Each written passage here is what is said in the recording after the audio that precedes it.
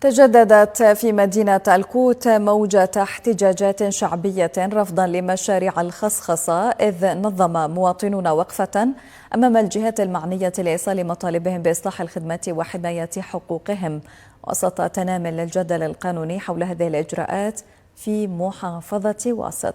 حمزة الزرقاني والتفاصيل. نظم أهالي قضاء الكوت وقفة احتجاجية أمام محكمة استئناف واسط تعبيرا عن رفضهم لكتاب استقدام صادر بحق أحد أبناء المنطقة بعد شكوى رفعتها شركة الخصخصة. الشاب المستقدم أعرب عن استغرابه من سبب الدعوة، مؤكدا أن موقفه لا يتعدى الاعتراض السلمي على عمل الشركة داخل المحافظة. اليوم احنا بمحافظة واسط قضاء الكوت طلعنا نداعب حقوقنا اللي هي كفلها الدستور من مادة 38 برفض شركة استثمار الكهرباء بالكوت عندنا بما تسمى الخصخصة. احنا اليوم نتفاجأ، احنا رافضينها وبسلمية نتفاجأ بأنه يقيمون علينا دعاوي، وهذا الشيء مرفوض عندنا بواسط، لأنه شركة الخصخصة هي عبء على كاهل المواطن الواسطي.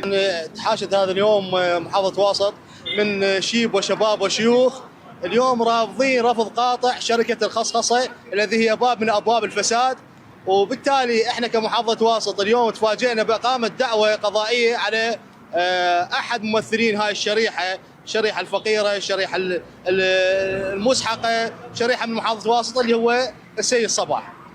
وفي ظل تصاعد الاحتجاجات يؤكد الأهالي ثباتهم على رفض مشروع الخصخصة، مشيرين إلى أن الخصخصة تثقل كاهل المواطن ولا تلبي متطلباتهم الخدمية، كما يؤكدون أن تواجدهم في الشارع سيستمر ما دامت الإجراءات تثير جدلا وتعتبر بحسب وصفهم ضغطا على الأصوات المعارضة.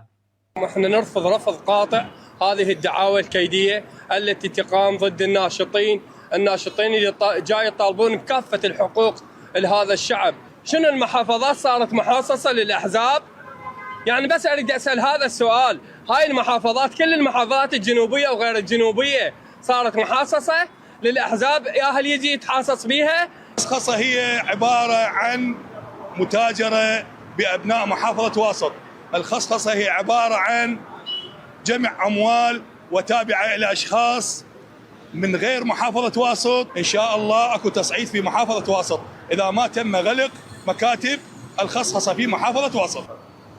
بين اعتراض شعبي يتصاعد ومسار قضائي يزداد جدلا، يبقى ملف الخصخصة أقرب للانفجار من أي وقت، مع كل خطوة يراها الأهالي استهدافا لصوتهم الرافض. من محافظة واسط، حمزة الزرقاني، التغيير.